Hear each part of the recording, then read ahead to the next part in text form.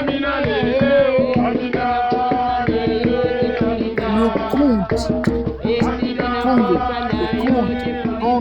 conte d'Afrique.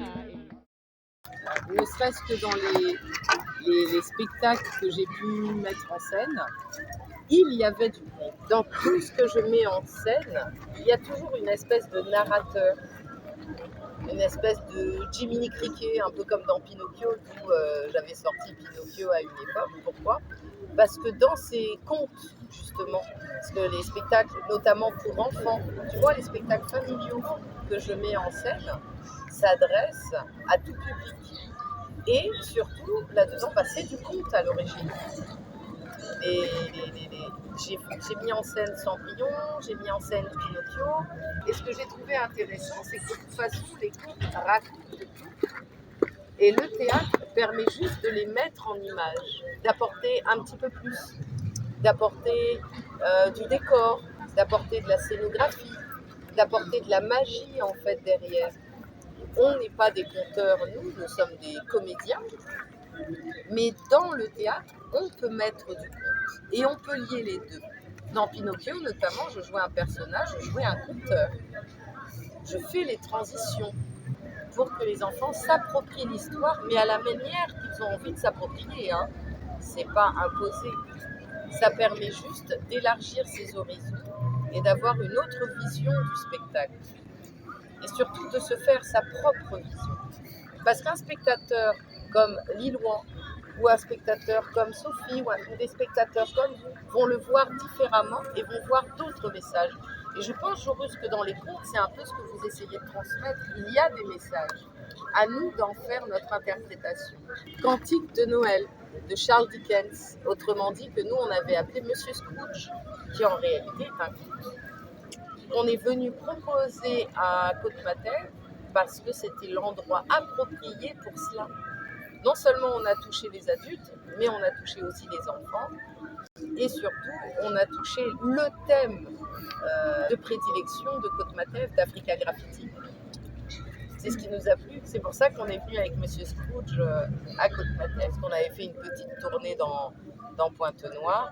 Et la dernière, ça a été à Côte-Mater, justement. Ce qui a été d'ailleurs l'une des représentations les plus magiques qu'on ait eu à faire, mine de rien, dans ce très bel endroit. Et je le referai, avec grand plaisir. Nous, on part toujours dans des trucs un petit peu, on aime la scénographie, donc on en met un paquet. On aime la couleur, on aime la lumière, donc on rajoute. Mais je me souviens que les retours avaient été très encourageants, parce que les gens en redemandaient. Et ce qui m'a fait plaisir, c'était les réactions des enfants, et des parents d'ailleurs, certainement entraînés par l'enthousiasme des enfants, mais qui disaient qu'il y avait une touche de magie, il y avait eu du différent. Mais le conte était là, parce que Cantique de Noël, c'est un conte. C'est juste qu'on a multiplié les personnages. Pourquoi ? Parce qu'on aime la visibilité à Théâtre à la carte. On aime mélanger, on aime qu'il y ait de tout. Et on aime imager. Je trouve qu'imager, mettre des images derrière des mots. Un conteur est très fort pour raconter l'histoire, nous on l'écoute et on visualise. Un comédien, je pense qu'il a besoin de tout autour pour que les images se posent. Un conteur a la force de transmettre de la couleur, de la lumière. Un comédien a besoin de tous les autres métiers pour que le conte naisse. Comme au cinéma, ça reste du théâtre, et comme au cinéma, avoir un petit peu de magie dans tout ça. Qu'est-ce que tu en penses, toi ? L'initiative de Retour au Bondy cette fois-ci, d'avoir délocalisé même son village. Moi, je pense que c'est très bien, c'est ce qu'il faut. C'est ce qu'il faut parce que si vous ne l'aviez fait qu'à Côte-Mater, vous n'auriez touché que votre public. Moi, par exemple, à certaines heures, comme celle-ci, 19h, c'est des heures où je peux venir, où je peux emmener mes enfants. Mais faire délocaliser, le fait de se mobiliser et de voyager avec son festival, c'est la meilleure chose qu'on puisse faire. Parce qu'on ne peut pas avoir le même public qui va nous suivre sur tous les événements de retour au monde. On ne peut pas. Les gens n'ont pas forcément la possibilité de se déplacer, de quitter Côte-Matev pour arriver au centre-ville pendant une semaine. En revanche, d'autres personnes vont pouvoir venir et il peut y avoir des échanges. Et idem, moi, c'est des personnes comme je vois ici que je vais rencontrer à Côte-Matev, mais que je ne rencontre pas forcément à mes événements à moi et qui me permettent aussi d'échanger et de voir qu'on peut susciter l'intérêt chez d'autres. Et je pense que le but principal, ce pourquoi on le fait, c'est susciter l'intérêt, c'est apprendre aux néophytes, c'est donner envie et donner goût. Notre but, à toi comme à nous, c'est de donner et de donner envie. Donc le fait de jouer dans divers lieux et de proposer des choses différentes permet de drainer un autre public.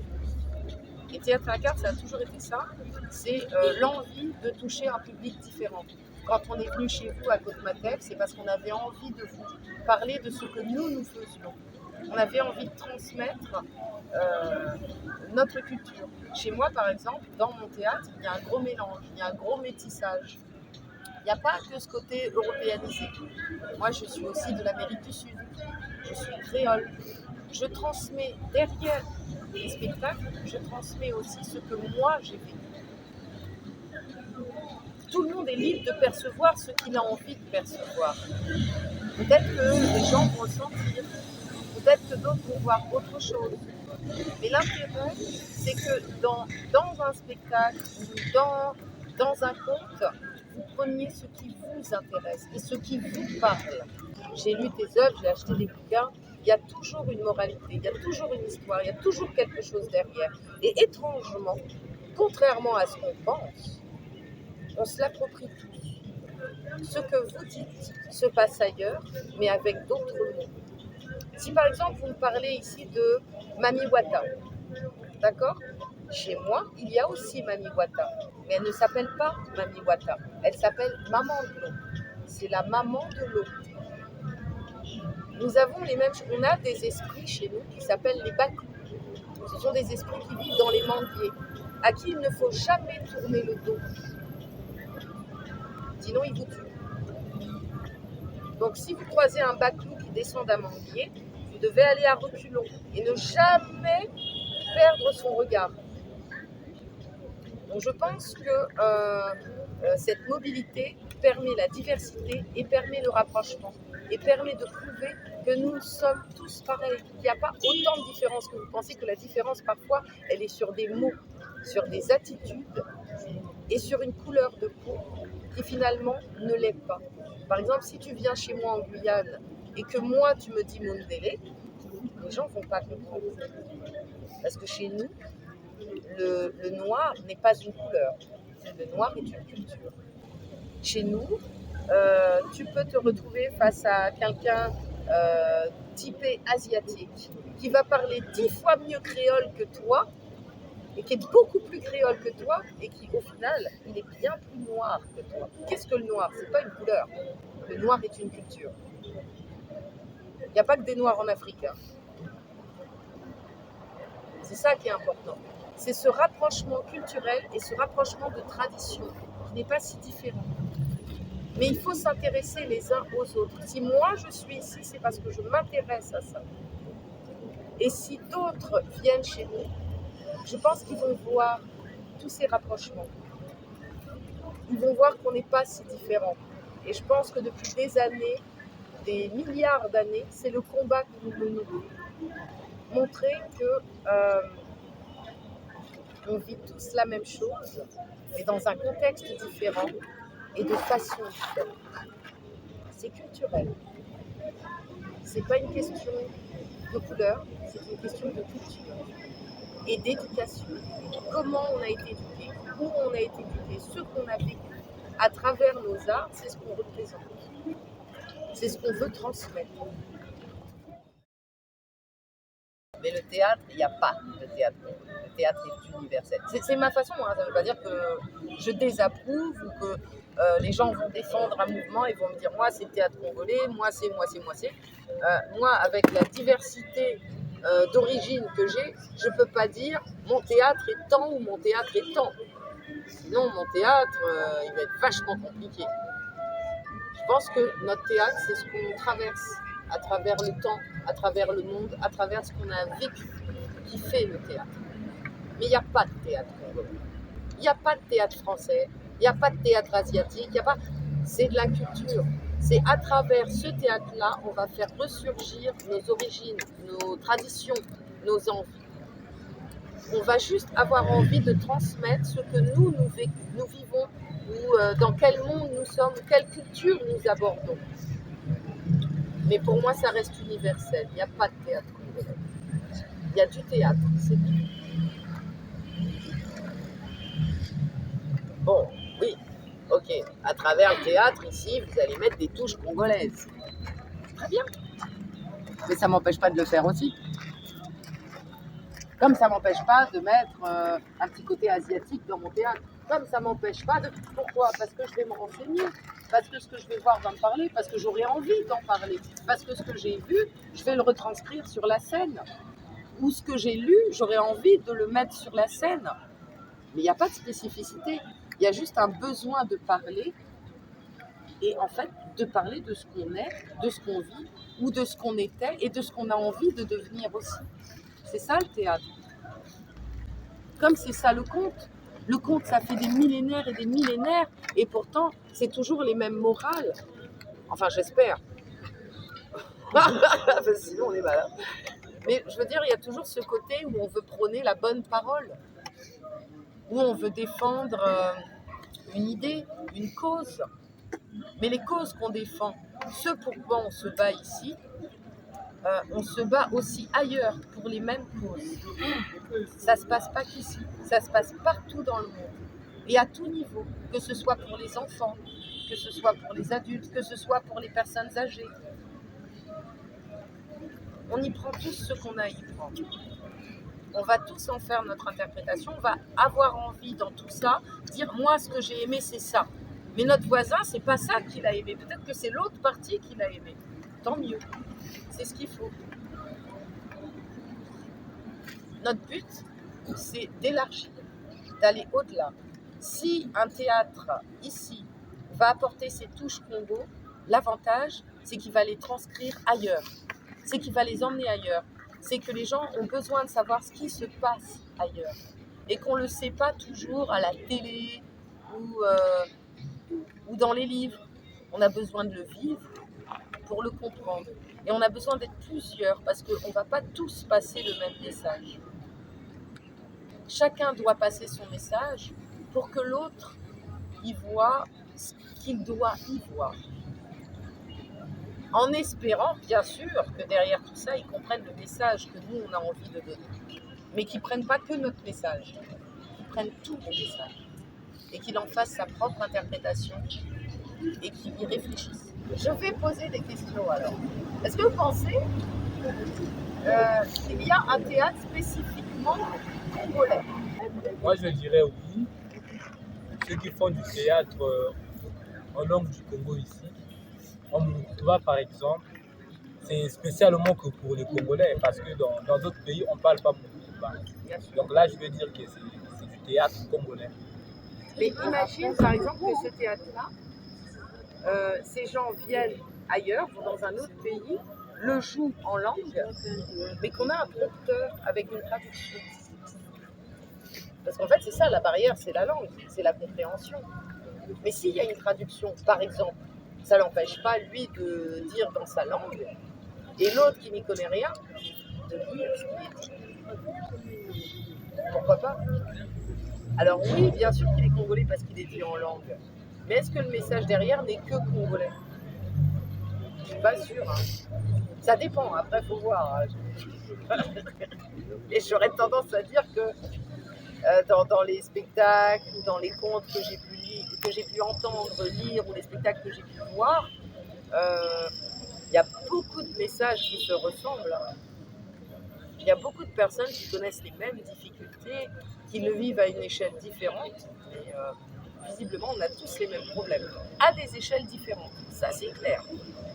Quand je dis on a tous les mêmes problèmes, ça ne veut pas dire qu'on les vit de la même manière et qu'on a les mêmes facilités. Ça, clairement. Mais en attendant, est-ce que le message est le même? C'est possible. Rien que l'histoire du petit chaperon rouge, je l'ai entendue dans toutes les langues. Je l'ai entendue au Tchad, cette histoire. Ce n'était pas le petit chaperon rouge, c'était autre chose. Mais c'était la même morale. C'était cette espèce de loup pédophile qui suit les pauvres petites gamines. C'est ça, le petit chaperon rouge. En vrai, c'est ça. Puis il n'y a pas de bûcheron dans le petit chaperon rouge. Quand le loup le mange, c'est fini. Fin de l'histoire. Il n'y a pas de bûcheron. Ça veut dire que derrière, oui, c'est d'autres cultures qui ont édulcoré l'histoire. Mais à quel moment on va ouvrir le ventre de quelqu'un, le gars il sort, il est vivant et c'est la fête? Non, ça marche pas. Moi, par exemple, à mes enfants, je lis les contes originaux. Chez moi, il n'y a pas de bûcheron dans le petit chaperon rouge. Quand l'ogre, il égorge ses 7 filles, il égorge ses 7 filles.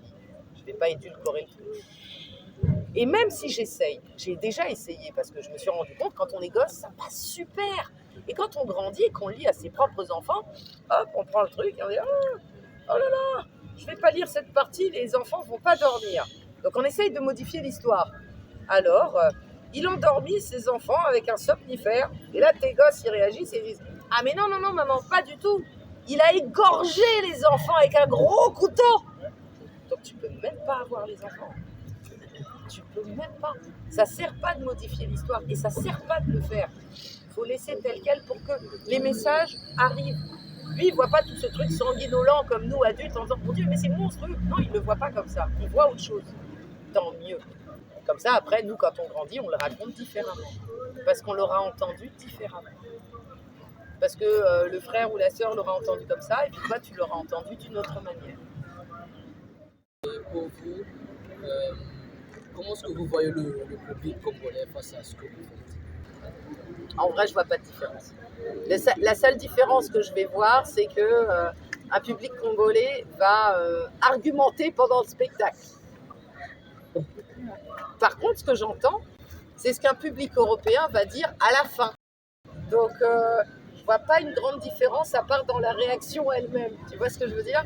C'est-à-dire, au moment là, le gars il va parler, il va même parler avec toi sur scène, il va échanger avec toi, tu vois, c'est super. Mais ce qu'il va dire, l'autre va le dire à la fin du spectacle, parce qu'il a une autre culture, il va dire non, moi j'attends la fin du spectacle, je le chope à la fin et je lui parle.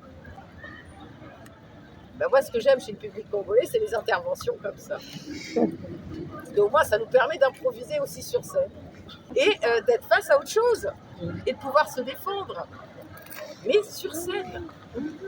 Donc ouais, non, le public congolais, moi ce que j'aime c'est les réactions, mais à chaque fois qu'on quitte la scène et qu'on a ce public-là, elles sont pas si différentes les réactions. Elles sont juste,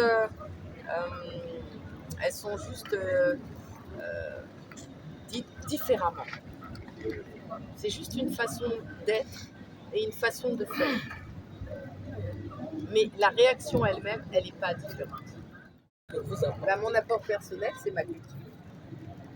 Ce que j'apporte moi dans mon théâtre, c'est les différentes cultures que moi j'ai et je transmets ce que moi je connais.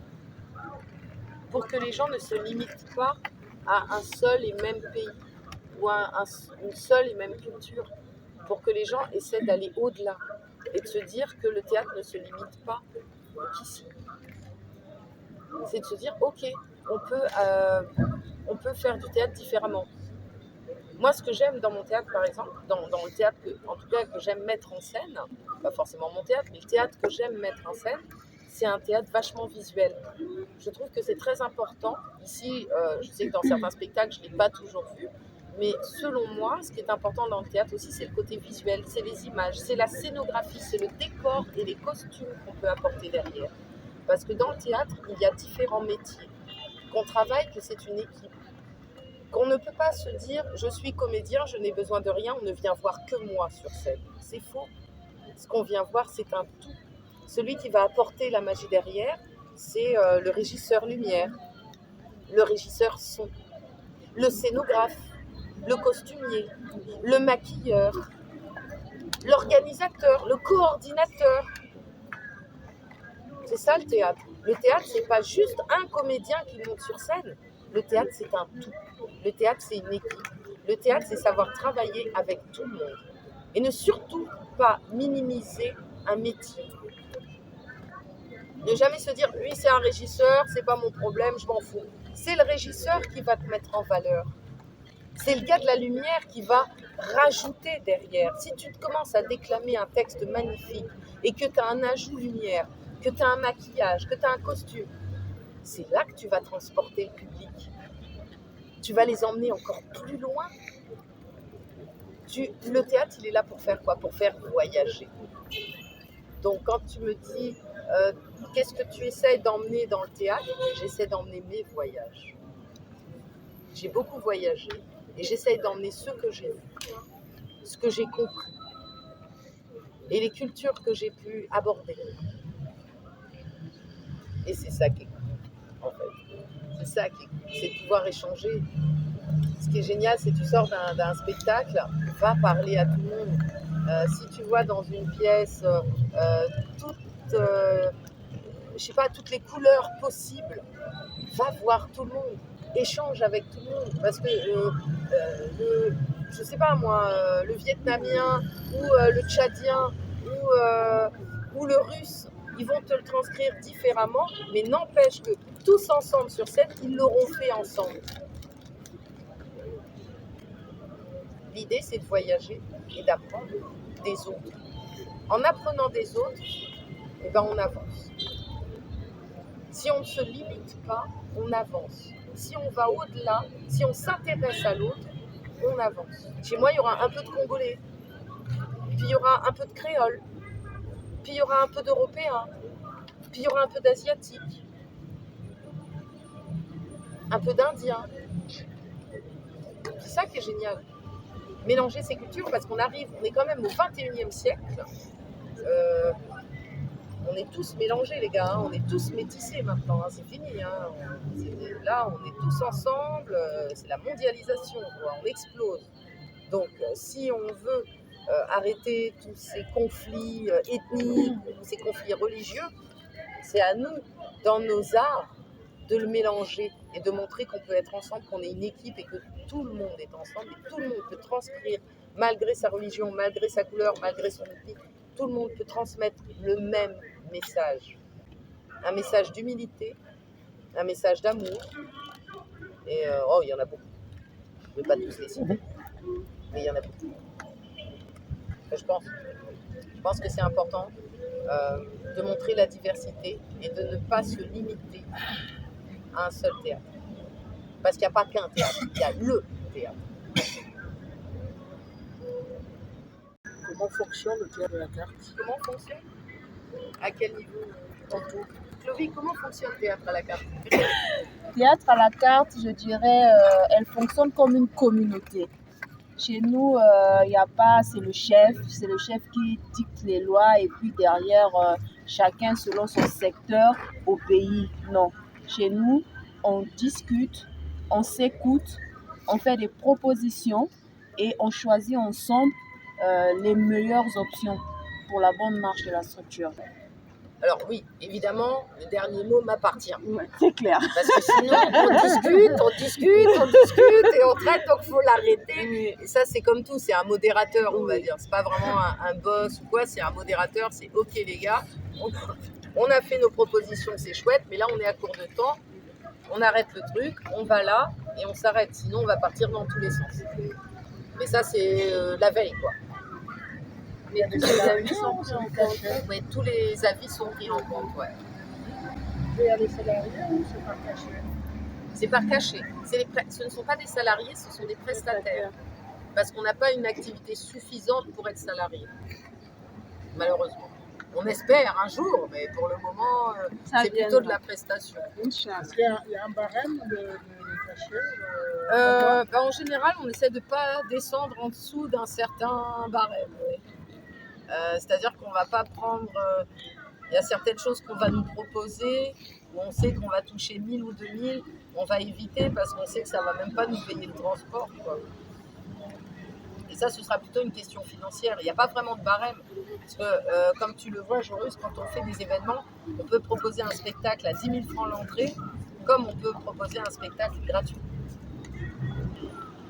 Mais il y a un moment, il faut bien faire rentrer de l'argent pour faire tourner la structure, pour pouvoir nous payer, pour pouvoir proposer des costumes, pour pouvoir... Eh oh, ça suffit, oui, je parle. Bon, j'espère qu'ils ont de l'humour. Sinon, je vais me faire taper. Oui, qu'à un moment, il faut faire des activités payantes pour pouvoir faire tourner la structure, parce que nous, on a un local, il faut bien payer la facture d'eau, il faut bien payer la facture d'électricité, il faut bien... Il y a tout ça, il faut le gardien, la réfection, l'entretien, tout le bazar. Donc, il faut tourner aussi et se démerder. Nous, c'est ce qu'on fait. On ne vit pas sur des subventions, on vit sur des billetteries. Nous, on vise les spectateurs. Notre minima, si on n'a pas un minima de 100 spectateurs, on est mort. Hein. Donc, il faut qu'on ait un minima de 100 spectateurs à nos spectacles, sinon on est cuit et on ne peut pas tourner. Et à ce moment-là, on sait qu'on peut payer caché, on peut rembourser les transports, on peut, tu vois, on peut avancer. Mais c'est aussi très compliqué. C'est-à-dire que des fois, des gens viennent vers moi en me disant « Ouais, je veux un contrat, je veux ci, je veux ça. » Ouais, les gars, mais nous, on rame, hein. On rame nous-mêmes, hein. On se bat hein, pour ça. Il faut savoir que même notre communication représente 40% de notre budget. On s'y prend 3 semaines avant pour être sûr d'avoir un minima de 100 personnes. Sinon, on n'y arrive pas. Il faut arrêter la com 2 jours avant. Il faut faire une com en amont. Et il faut se dire, ok, je mets un budget, mais si je fais une billetterie, ça, c'est sûr, ça sort. On le sait. Les gars, ils savent. Ok, les gars, j'ai dépensé tant en communication, il y en a eu pour 90 000 de com. Ok, ça sort de la billetterie. Les gars, il y a les transports que j'ai avancés, ça sort. Ok. Les gars, il y a les costumes, ça sort. Et bien, malgré tout ça, même en faisant toutes ces sorties... Et les repas. Et les repas, merci. Les apéros, très important. Les apéros. Très important, les apéros et théâtre à la carte, hein, sinon on ne s'amuse pas. Mais effectivement, on est content quand on dit on a pu se faire plaisir. On a pu se payer une bouffe. On a eu les transports, on n'a rien eu à sortir et en plus, on a gagné entre 50 et 60 000 la représentation. Et parfois plus. Et parfois moins. Malheureusement. Mais c'est ça le combat. Et l'avantage, c'est que quand on fait des événements comme ça gratuits, eh ben, tout le monde se mobilise. Je paye pas les transports, je paye rien à personne, moi. Les gars, on fait un événement. Hein? Tu n'imposes pas. Ah non, j'impose pas. Bon, si ça vous chauffe, on y va. C'est pas mon problème. Moi, je ne force pas. Je dis, les gars, voilà, moi, il y en a 2-3 qui sont venus voir en même temps, ils voulaient faire ça. Ok, mais on n'a pas un rond, qu'est-ce qu'on fait? On s'en fout, on a envie de le faire. Parce qu'on est là aussi pour avancer, pour s'entraîner. Et puis, de faire ça, de faire aussi ces moments-là, ça nous permet aussi de travailler, d'être en équipe et vraiment d'avancer. Sans se dire, ok, il y a de l'argent derrière. On sait que dans 2 mois, on va aller jouer là ou là, on fera une billetterie, on gagnera, tant mieux, tant mieux. Mais on va se battre pour ça. On va se battre. Les gars eux-mêmes, ils prennent les flyers, ils y vont. On va à toutes les sorties des écoles et on balance. Alors oui, avec des subventions, on s'en sortirait tous beaucoup mieux. Mais on peut aussi le faire sans. La preuve, vous le faites.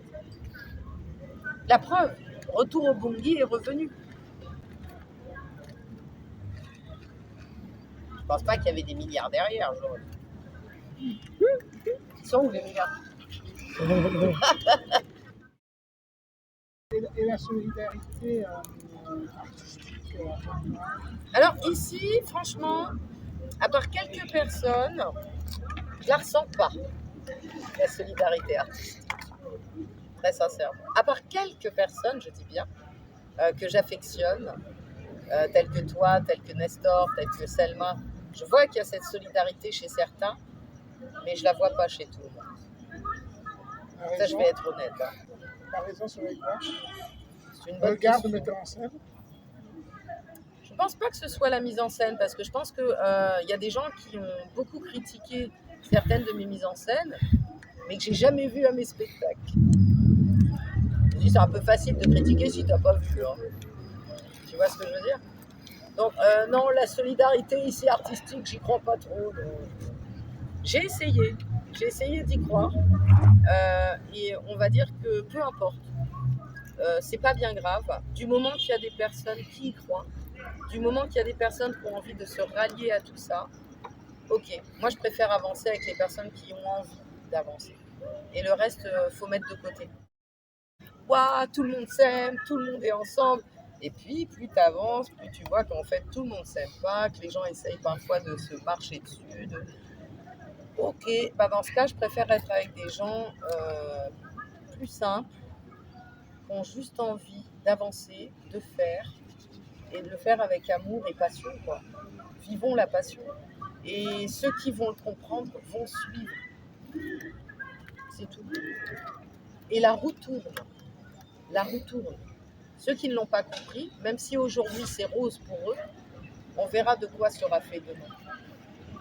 C'est pas une provocation, mais c'est pas grave s'ils comprennent pas. C'est pas grave. Je pense qu'il y a beaucoup de jalousie aussi ici. Concentrons-nous sur les gens qui veulent vraiment avancer. Les autres, laissons faire.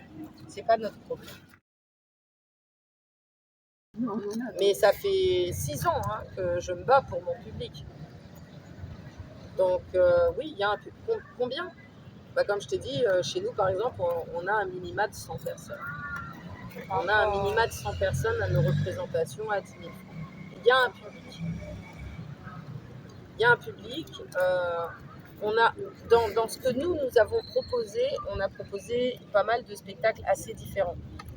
Il y a eu de la comédie, il y a eu de la tragédie, il y a eu des trucs un peu spleen, ça partait dans tous les sens.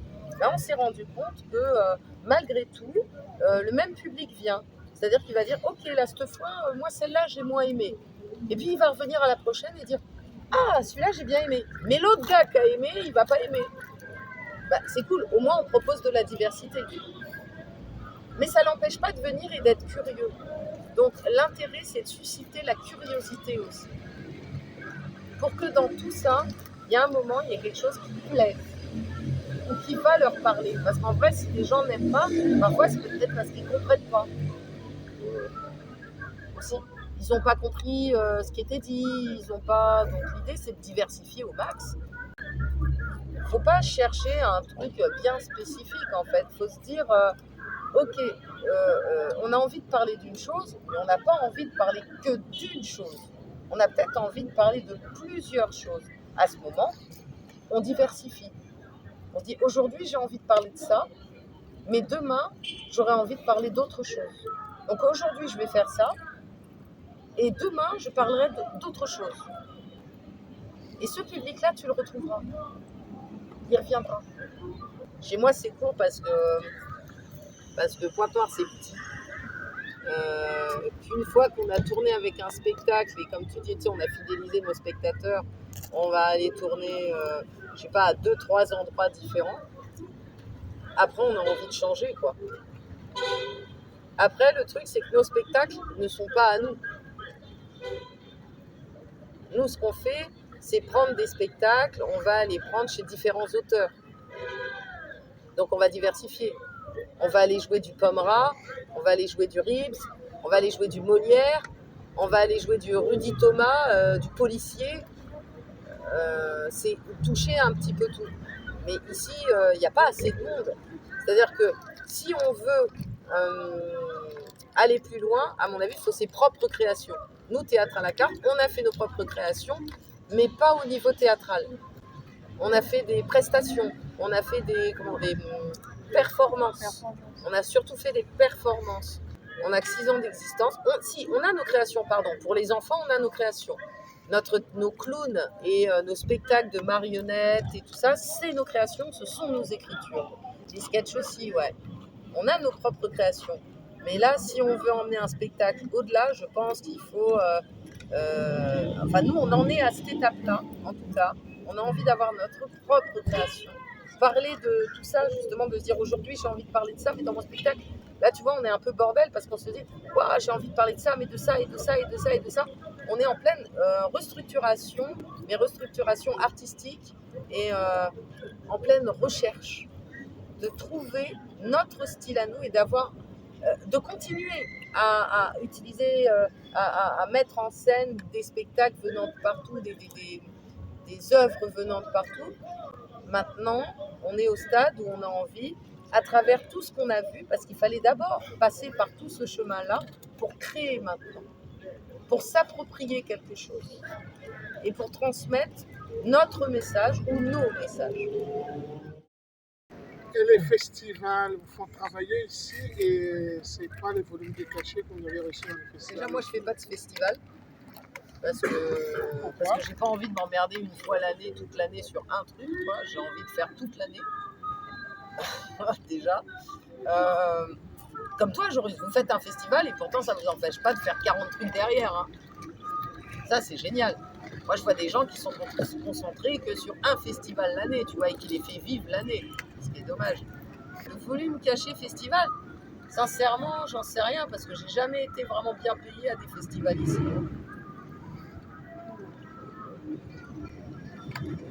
Ou alors un an après.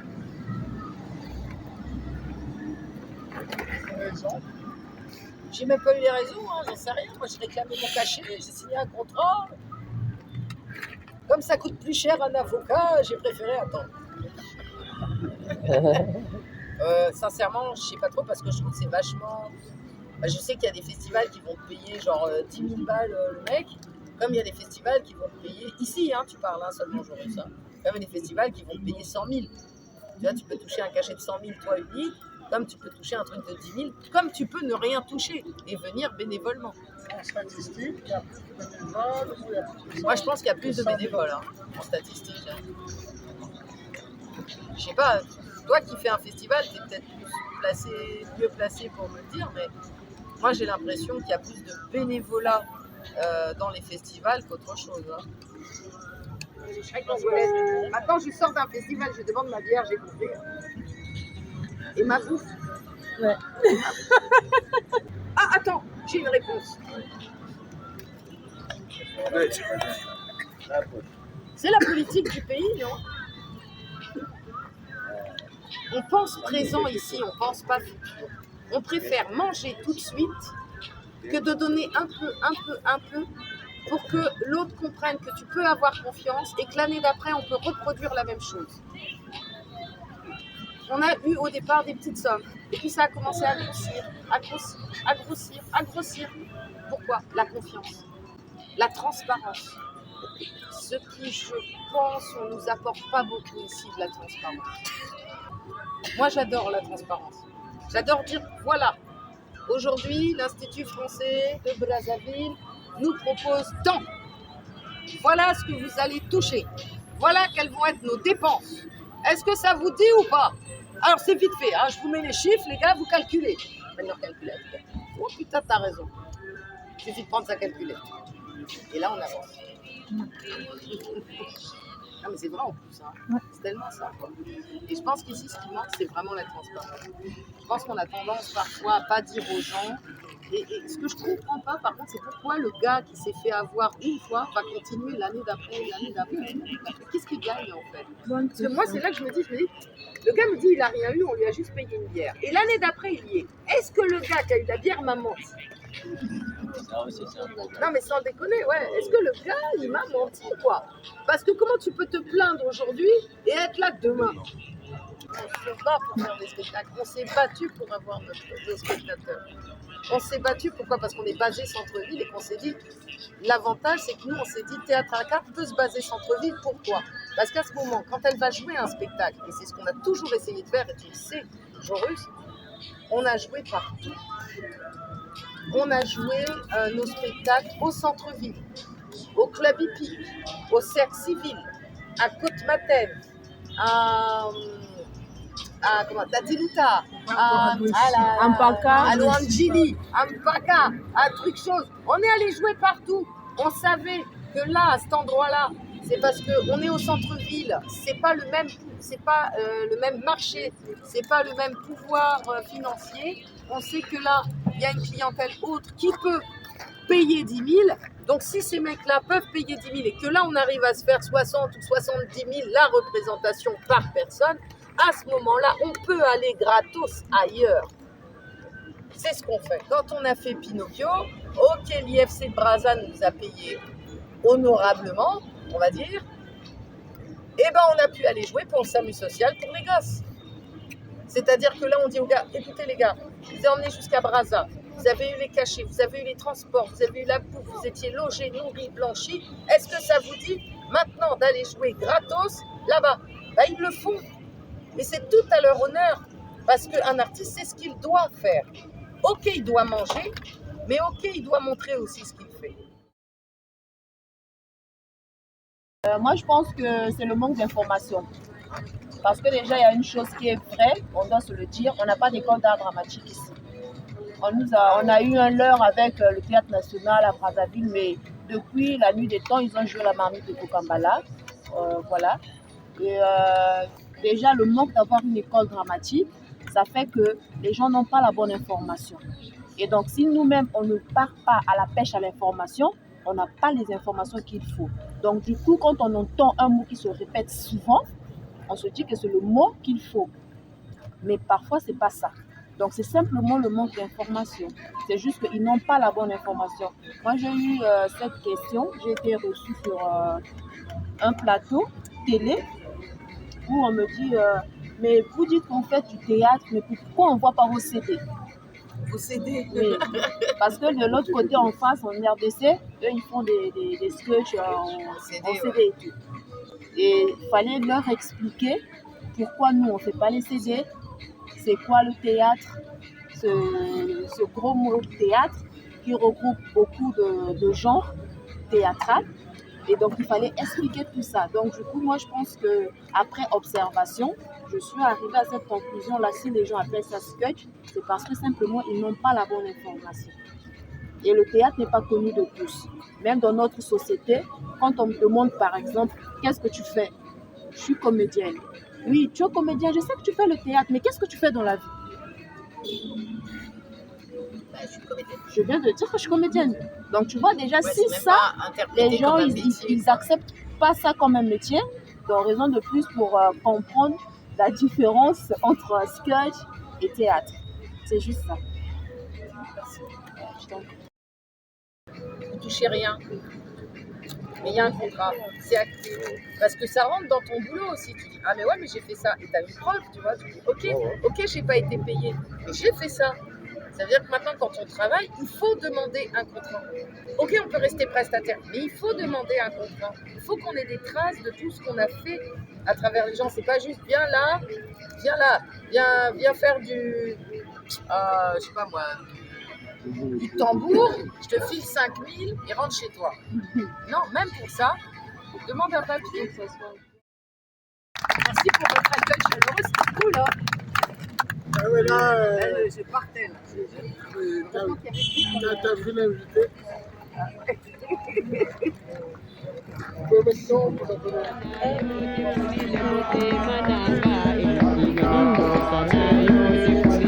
Amina lele o, Amina lele, Amina lele o, Amina lele, Amina lele o, Amina